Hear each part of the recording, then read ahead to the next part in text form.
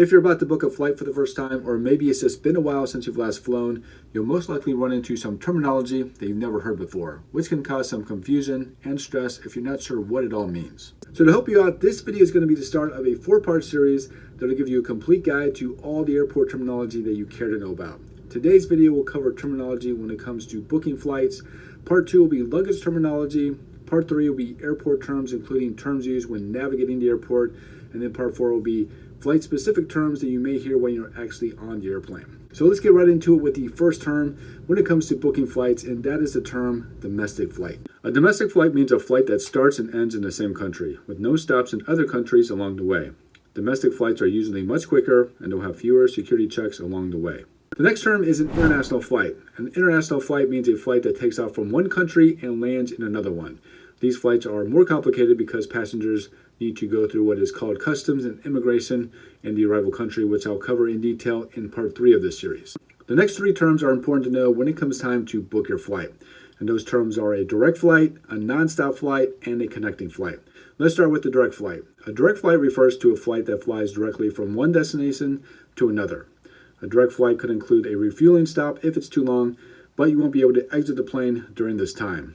Direct flights are usually faster, but they tend to be more expensive. A non-stop flight is very similar to a direct flight. The only difference between a direct flight and a non-stop one is that non-stop flights won't even stop to refuel. The airplane will take off from the starting airport and land only at the final destination. A connecting flight refers to a flight that involves at least 3 airports. To get from the starting airport to the destination one, the airplane will stop in one or more airports somewhere along the way. Passengers will need to get off the plane there and reboard a different plane that will take you to your next destination. Connecting flights may include flights from multiple airlines as well. Usually connecting flights take longer, but you also find them to be also cheaper. The next 4 terms that I'm going to cover are very similar to each other in terms of meaning, and many people use these terms to mean the same thing. However, if you're using the terms properly, they do have slightly different meanings. So let's start with the first term, which is a layover. A layover is a term that's used for connecting flights. It refers to any of the connections along the way. As an example, you could say that you're flying from New York to San Diego and that you have a layover in Dallas, which is where the plane will be stopping in the middle. During layovers, passengers need to exit the aircraft and wait in the transit area for the next flight. Layovers may last anywhere from 30 minutes to several hours or more. The second term is a stopover. A stopover is a very similar term to a layover. The only difference is that stopovers are longer. There's no specific time limit when a layover becomes a stopover, but usually airlines refer to stopovers when they're talking about overnight connections, meaning you have to spend a night in the airport waiting for the next flight. The third term is a transfer. A transfer is another similar term to a layover. The only difference is that the term transfer is usually used when talking about very short layovers, usually 2 hours or less. And some people will use the term transfer to mean the same thing as a layover. And the fourth term is transit. Transit is a very similar term to transfer because it also refers to short connecting flights.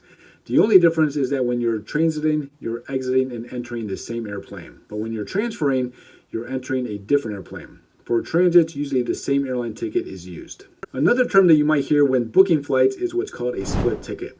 Split ticket refers to connecting flights when each part of the flight is bought separately on different tickets. Sometimes buying all your flights on a single ticket is more expensive than buying each flight separately. Let's now talk about what an interline agreement is. An interline agreement is another term that's related to connecting flights. Airlines will partner with other airlines so they can sell tickets for connecting flights they don't normally fly to. So for example, if you're purchasing a flight from Atlanta to Paris on Delta Airlines with a connection in New York, you might fly on Delta on the flight to New York, but then you might be on Air France Airlines for the flight to Paris. Both of these airlines have partnered with each other and have formed an interline agreement which will allow them to sell flights on each other's planes. This is better for you because you can purchase everything on a single ticket.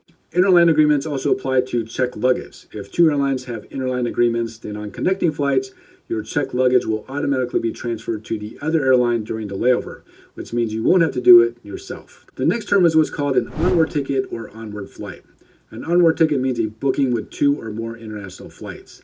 Some countries require all incoming travelers to have onward flights, which basically shows proof that they're intending to leave the country eventually. For example, if you're flying from New York to London and after a week will be returning back from London to New York, it would be considered an onward flight. You could also not return to New York and fly anywhere else as long as it isn't in England, and it would still be considered an onward flight. The next term is what's called an outbound flight. An outbound flight refers to the first flight of a round-trip booking. So for example, if you're flying from New York to Paris, and after 2 weeks returning the same way, the outbound flight is the flight from New York to Paris. And then the opposite of that would be the inbound flight or return flight. So if the outbound flight was from New York to Paris, the inbound or return flight would be from Paris to New York. The next term is what's called a leg of a flight. When we're talking about legs of flight, we're not talking about any physical parts of the airplane.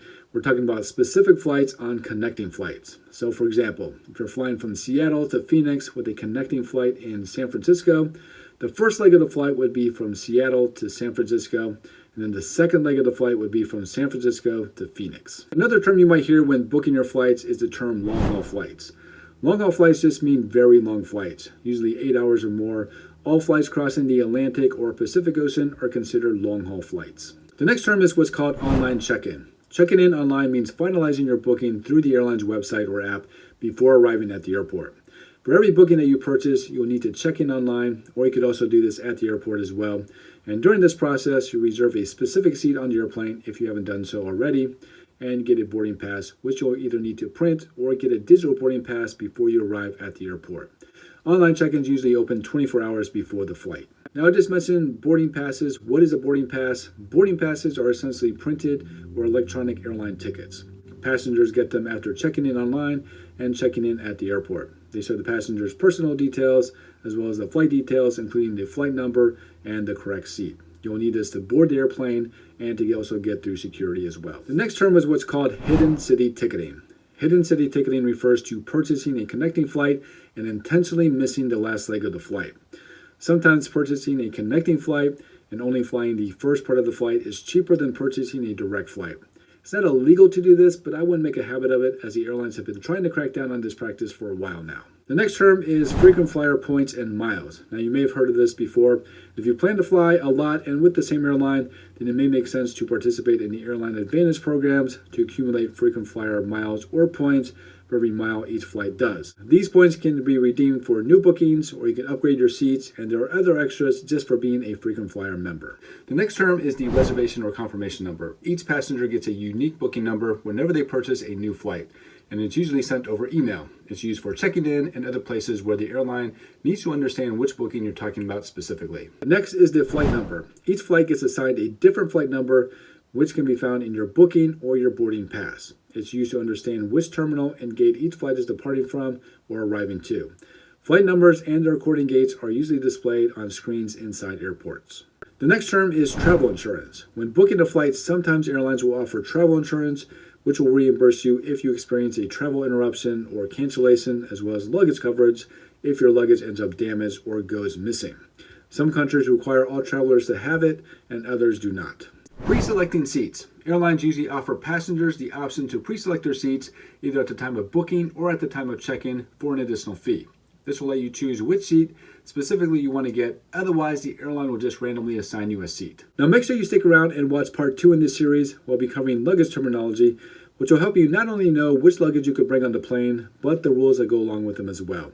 I want to thank you so much for watching this one, and I hope to see you in the next video.